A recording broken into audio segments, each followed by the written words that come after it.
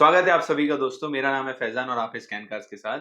आज के इस सेशन के अंदर मैं आप लोगों को वर्ना का जो 17C08 बोर्ड आता है डीजल का, ये आपके वर्ना में भी आता है और इलेंट्रा में भी आता है। इस बोर्ड के अंदर में आप लोग जानते होंगे कि एक कॉमन प्रॉब्लम आती है कि इसके अंदर इंजेक्टर सर्किट में काफी रेगुलरली फॉल्ट आता है। आज हम समझेंगे कि जब ऐसी प्रॉब्लम रेगुलर वाली हमारे पास आ जाती है एंड इसको सॉल्व करते हुए हमसे चाहे गलती से जाने अनजाने में बोर्ड किसी वजह से खराब हो जाता है, तब हमें क्या करना है जिससे कि हम इसे ठीक कर सकें। क्योंकि बहुत सारे लोग कनेक्ट कर पाएंगे मेरे साथ इस चीज को लेकर के कि कभी ना कभी तो हमारे से खुद से बोर्ड खराब हो जाते हैं। एंड यही हुआ हमारे पास इस बोर्ड के साथ में। ये बोर्ड आया, इसके अंदर एक सिंपल सा इंजेक्टर का फॉल्ट था जो कि रेगुलरली आता है आपके रेजिस्टर से, उनको चेंज करना था एंड प्रॉब्लम सॉल्व हो जाती। हमारे एक स्टूडेंट को हमने दिया रिपेयर करने, उन्होंने किया वो प्रॉब्लम, बट वो करने के दौरान में उनसे शायद कुछ और प्रॉब्लम क्रिएट हो गई। फिर ये प्रॉब्लम क्रिटिकल केस में चली जाती है। तो ये उनको दिया था कि चलिए आप रिपेयर कीजिए, अच्छे से रिपेयर करके दीजिए। उन्होंने कर दिया सही तरह से, बट एक दूसरी प्रॉब्लम खड़ी हो गई। अब ये प्रॉब्लम कभी खुद से खड़ी होती है, कभी कभी हमारी गलतियों की वजह से खड़ी होती है।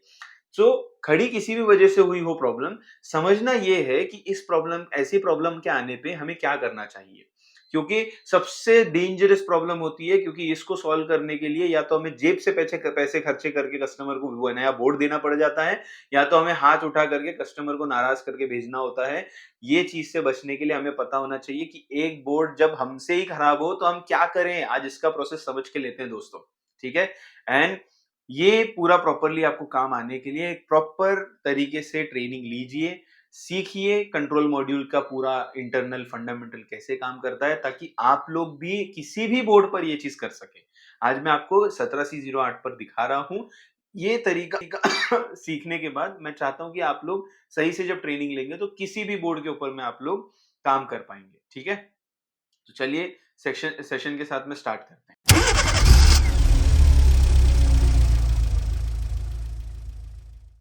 तो ये हमारा 17C08 यहाँ पर है। अब इस पर्टिकुलर ECM में हमारे इंजेक्टर्स का प्रॉब्लम था, तो इंजेक्टर सेक्शन यहाँ पर है, जिसके अंदर में आपके यहाँ पर जो रेजिस्टर्स बॉटम साइड पे आते हैं, इनको रिप्लेस करने से प्रॉब्लम सॉल्व कर दिया इंजेक्टर का, वो ओके हो गए वोल्टेजेस उसके। बट प्रॉब्लम ये आ गया कि जब बोर्ड ऑन करते थे तो ऑन करने पर बोर्ड के अंदर में मेन रिले और चेकलाइट ऑन हो रहा है, बोर्ड में सभी वोल्टेजेस सही से आ रहे हैं, सभी वोल्टेजेस सही आ रहे हैं, कोई गड़बड़ नहीं आ रही है, बट बोर्ड ऑन नहीं हो रहा है, बोर्ड स्कैन नहीं हो रहा है। और अगर टेबल पर बोर्ड कम्युनिकेट नहीं करता है तो गाड़ी पर जाने के बाद में इसके ऑन इंजन को चालू करने के चांसेस नहीं है। ऐसी प्रॉब्लम में अक्सर हम लोग फंस जाते हैं और हम पैनिक कर जाते हैं कि अब करें तो करें क्या। पैनिक नहीं करना होता है। अब मैं आपको 1 बाय 1 बताता हूँ कैसे इसको सॉल्व किया जाएगा। अब आप लोग जानते होंगे, मैं भी काफ़ी टाइम अक्सर कहता हूँ कि एक कॉमन प्रॉब्लम इसमें आती है, जो कि आती है आपके बॉडी की वजह से। आपका जो स्टैटिक होता है, आपकी बॉडी की इलेक्ट्रिसिटी होती है, उसकी वजह से आपका प्रॉब्लम आता है। और यकीन मानो मेरे अंदर तो वो बहुत है। मेरे अंदर से स्टैटिक ऐसे निकलता है जैसे थॉर लाइटनिंग गिराता है। मैं बिल्कुल सबको शॉक मारते हुए घूमते रहता हूँ पूरे ऑफिस में अपने। तो मेरे लिए कंपलसरी हो जाता है कि मैं ग्लव्स पहनूं, और इसीलिए हर एक पर्सन को कंपलसरी होता है कि हम ग्लव्स पहन के काम करें। बिकॉज हम जहाँ बैठते हैं, रहते हैं, यहाँ पर हमारी जो ग्राउंड है, ज़मीन है, उसको ग्राउंडिंग नहीं दी गई है, हमारे टाइल्स लगे हुए हैं और वो इंसुलेट करते हैं। तो वो जो भी बदन में बिजली पैदा होती है वो पूरी जब बोर्ड को हाथ लगाया जाए तो डायरेक्ट चली जाती है। तो हम ग्लव्स कंपलसरी रखते हैं, हमारी ESD मैटिंग कंपलसरी होती है उसकी। तो हमारे पास में ये केस नहीं आता बिल्कुल कि हमारे से ऑसिलेटर खराब होने की वजह से प्रॉब्लम आए, जो कि अक्सर आपने देखा होगा कि एक कॉमन सोल्यूशन दिया जाता है, ऑसिलेटर खराब हो जाता है, ऑसिलेटर खराब हो जाता है, ऑसिलेटर चेंज कर देते हैं। अब पहला स्टेप हमारा भी यही था कि स्टिल सबसे पहले एक चीज करते हैं कि ऑसिलेटर को टेस्ट करके देख लेते हैं कि फ्रीक्वेंसी जनरेट कर रहा है या नहीं। तो यहाँ पर देख सकते हैं आप, इस पर्टिकुलर ECM का ऑसिलेटर बॉटम पर यहाँ बैठा हुआ है। तो हमने इसकी फ्रीक्वेंसी सबसे पहले चेक की and frequency somewhere around 13 kilohertz के आसपास निकल रही थी। हालांकि ये है 20 मेगाहर्ट्ज जनरेट करने के लिए, बट इतनी फ्रीक्वेंसी ये अपने पास से आउटपुट दे रहा था। इसे टेस्ट करने के लिए हमने डिजिटल स्टोरेज ऑसिलोस्कोप का इस्तेमाल किया, मिनी वर्जन में जो आता है। तो ऑसिलेटर ऑसिलेशन तो बना रहा था, बट टू कंफर्म हमारे पास एक वर्किंग बोर्ड था जिसमें से हमने इसको रिप्लेस किया। रिप्लेस करने के बाद में भी प्रॉब्लम सॉल्व नहीं हुई, यानी स्टेप 1 हमारा फेल हो गया कि स्टेप 1 पे जो रेगुलर प्रॉब्लम आती है वो प्रॉब्लम हमारी वहां से नहीं थी। तो ये रेगुलर जो हमसे प्रॉब्लम आने वाले में भी जो रेगुलर प्रॉब्लम होती है वो भी इसके अंदर में मीट नहीं हो रही थी। तो आप समझ सकते हैं ये कितना लेवल तक क्रिटिकलिटी पे जा चुका था। ठीक है दोस्तों, अगर आप लोगों को ऑसिलेटर क्या है, क्या ये ऑसिलेटर को डीएसओ क्या है, कैसे चेक किया गया, ये सब अगर नहीं समझ में आ रहा है, समझने में दिक्कत आ रही है, तो फिक्र मत कीजिए, आपकी प्रॉब्लम नहीं है। आप लोगों को सही ट्रेनिंग की ज़रूरत है और स्कैनकास्ट के ऑफलाइन ट्रेनिंग बैच के लिए ऑफलाइन ट्रेनिंग बैचेस हमारे एडमिशन चालू है। अगर आप चाहते हैं कि इन डेप्थ नॉलेज लें, इस तरीके से आप लोग सीखें इलेक्ट्रॉनिक कंट्रोल मॉड्यूल्स को रिपेयर करना, तो आप लोग एनरोल कर सकते हैं। नीचे दिए हुए नंबर पर कॉन्टैक्ट कीजिए और आप इंक्वायरी करके पता कर सकते हैं कब आप किस बैच में आपको एनरोलमेंट मिल जाएगा। ओके, तो अब आगे बढ़ते हैं। तो फर्स्ट, जैसे मैंने कहा कि फर्स्ट प्रॉब्लम तो हमारी फेल हो गई, फर्स्ट चीज हमने जो सोल्यूशन लगाया वो फेल हो गया। अब ये अगर नहीं अप्लाई करता है तो क्या करें, तब क्रिटिकल केसेस में क्या किया जाए। तो ऐसे में हमें क्या करना है, अब हमें टेस्ट करना है इसके बैक साइड में बोर्ड के कि हमारा माइक्रो कंट्रोलर या हमारा पावर आईसी, इन दोनों में से कहीं पे फॉल्ट है क्या। अब ये फॉल्ट को पकड़ना बहुत ही ज्यादा क्रिटिकल हो जाता है, क्योंकि इसमें अगेन एक प्रॉब्लम आ जाती है कि हमसे प्रॉब्लम फिर से क्रिएट हो सकती है, क्योंकि ये बारीक कंपोनेंट्स है। इनमें टेस्टिंग करते वक्त में अगर लापरवाही हुई, सही टेक्निक का इस्तेमाल नहीं किया गया, तो हम खुद ही और बड़ी प्रॉब्लम क्रिएट कर देंगे, जो कि हो सकता है कि हम अपने माइक्रो कंट्रोलर को शॉर्ट कर दें। और सेकेंड स्टेप हमारा था कि चलो चेक करके देखते हैं कि क्या ओवर हीटिंग हमारे पावर आईसी या माइक्रो कंट्रोलर में है। बिकॉज जब कम्युनिकेशन नहीं हो रहा होता है और check engine light, main relay, everything सब कुछ ऑन हो रहा है, सब कुछ नॉर्मल है, तो वो केस में हम यही देखते हैं कि ओवर हीट हो रहा है क्या पावर आईसी या माइक्रो कंट्रोलर। तो हमारे केस में वो नहीं था एंड वो आगे प्रॉब्लम नहीं भी आए, इसलिए हम मेक श्योर कर रहे थे कि उसके पिंस के ऊपर में डायरेक्ट टच नहीं किया जाए। अब एक और चैलेंज आ जाता है दोस्तों, ये सेकंड सोल्यूशन देखने के बाद भी कि भाई ओवर हीट हो रहा होगा तो शॉर्ट सर्किट चेंज कर लेते हैं।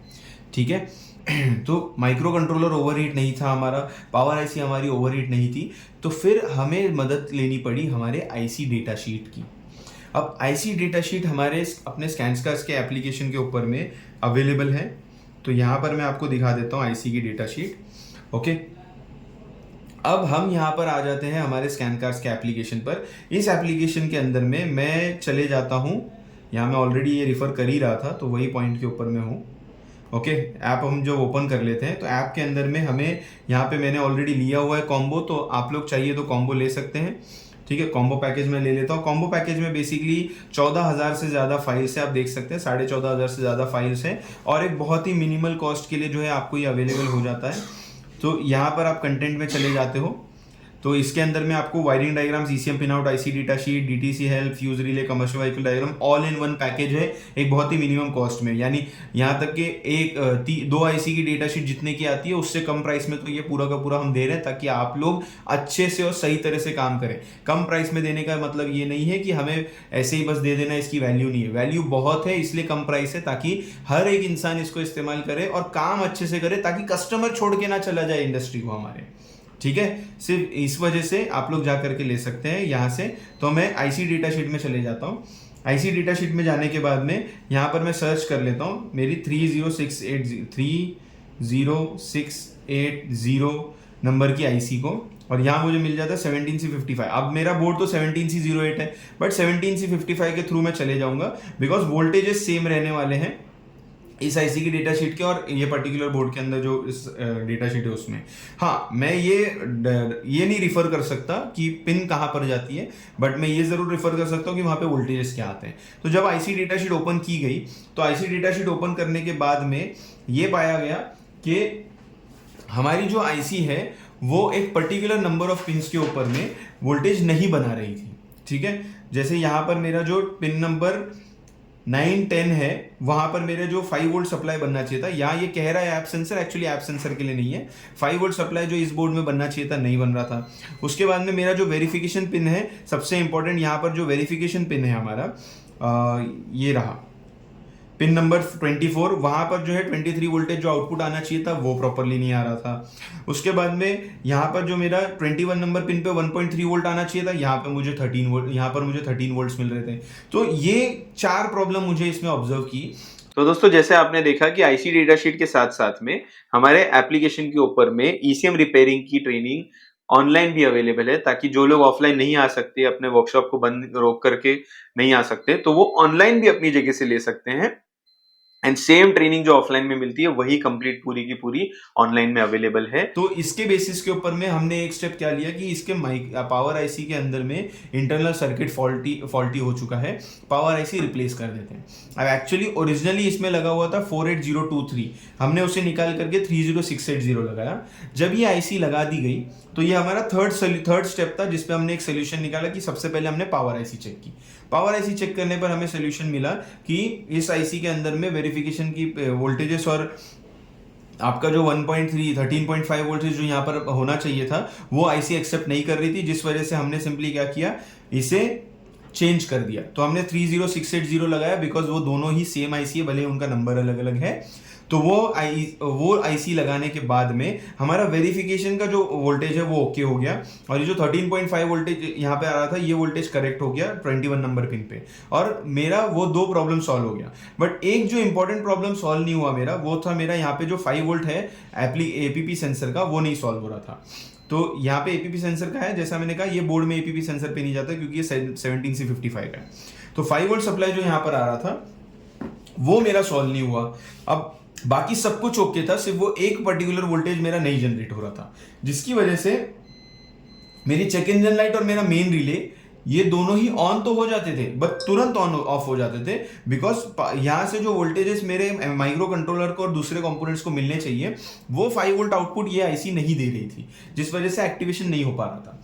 अब इसका सोल्यूशन आप यहां पर देख सकते हैं, हमने सिंपली क्या किया, आगे बढ़ने से पहले हमने सिंपली क्या किया, एक 5 जो जहां से ये आईसी 5 वोल्ट जनरेट कर रही थी और वो 5 वोल्ट मेरा इस पर्टिकुलर कैपेसिटर पर आ रहा था, यहां पर मेरा 5 वोल्ट जो आ रहा था, यहां से एक जंपर वायर सिंपली लेकर के हमने फिलहाल टेस्टिंग पर्पस के लिए यहां पर कनेक्ट किया है।